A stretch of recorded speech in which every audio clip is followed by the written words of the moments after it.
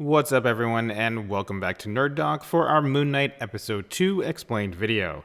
This video will contain spoilers for the second episode of Moon Knight as we recap the episode.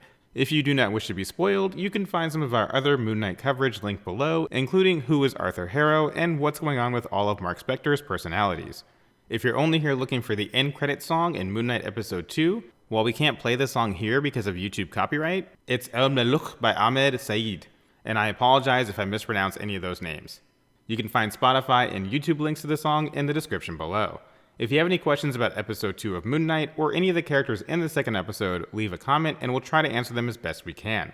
If you haven't seen our video on episode 1, you may want to check it out so you understand what's going on in the second episode. In the second episode of Moon Knight, Stephen wakes up in his flat again, hoping that the escapades of the previous night were all just a dream. Unfortunately, he quickly realizes this is not the case, but when he sees himself on the security cameras at the museum, the jackal that was chasing him at the end of the first episode doesn't appear. Only people with the powers of these Egyptian gods and goddesses can see these supernatural creatures, but even this is not always the case. For example, Arthur can't see Khonshu, but Marc and Stephen can. Either way, normal humans can't see any of these things, so the museum just assumes Stephen is going crazy and ends up firing him. Stephen goes back to talk to the living statue that we discussed in our episode 1 video. Stephen found a key hidden in his flat during the last episode, and while talking to the living statue, he realizes that if he can figure out where the storage room is located and get inside, he may actually get a better idea of what's going on. He uses the logo on the keychain to find the proper storage facility, and discovers all of Marc's gear inside, including a gun, money, and a passport, as well as a jeweled scarab. Marc uses the reflection on the walls of the storage room to speak to Stephen.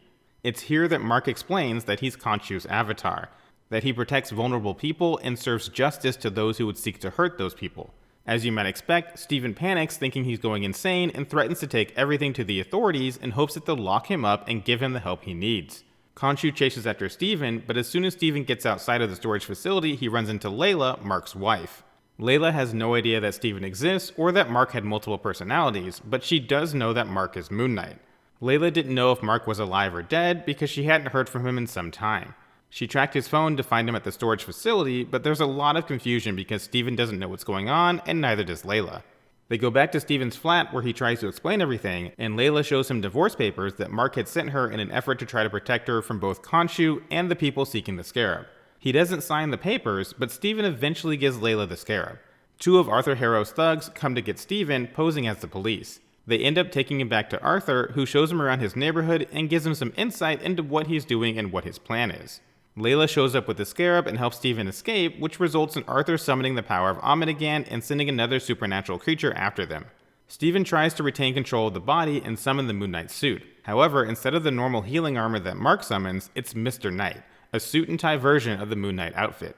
You can find a link below to our video explaining the Moon Knight character, which covers Mr. Knight. But in short, this suit has similar powers to the original suit and is designed for Stephen instead of Marc. It's essentially Stephen's version of the Moon Knight suit, which is a little bit different compared to how it works in the comics, but still an interesting and fun change. Since Stephen doesn't know how to use the Moon Knight powers, he ends up giving control back to Marc, who immediately summons the normal suit and deals with the creature. Despite defeating the creature, Arthur still ends up with the Scarab. This time, Marc has taken over the body, while Stephen is left to interact only via reflections. Marc explains his debt to Khonshu, saying that Khonshu saved his life after his former partner, Bushman, killed him. We'll have more on Bushman in another video, but Marc believes once he completes his current mission to stop Arthur, Khonshu will leave him be. Unfortunately, Khonshu has also claimed he will use Layla as his next avatar, which Marc is trying to avoid. There have been female Moon Knight avatars in the past, and in the comics, Marc comes and goes as Khonshu's avatar, so it's not out of the question for Marc to eventually give up the mantle and pass it on to Layla for a time. It's unlikely to happen soon, and Marc is trying to protect Layla from that, but depending on where the Moon Knight story goes in the MCU, it could certainly happen.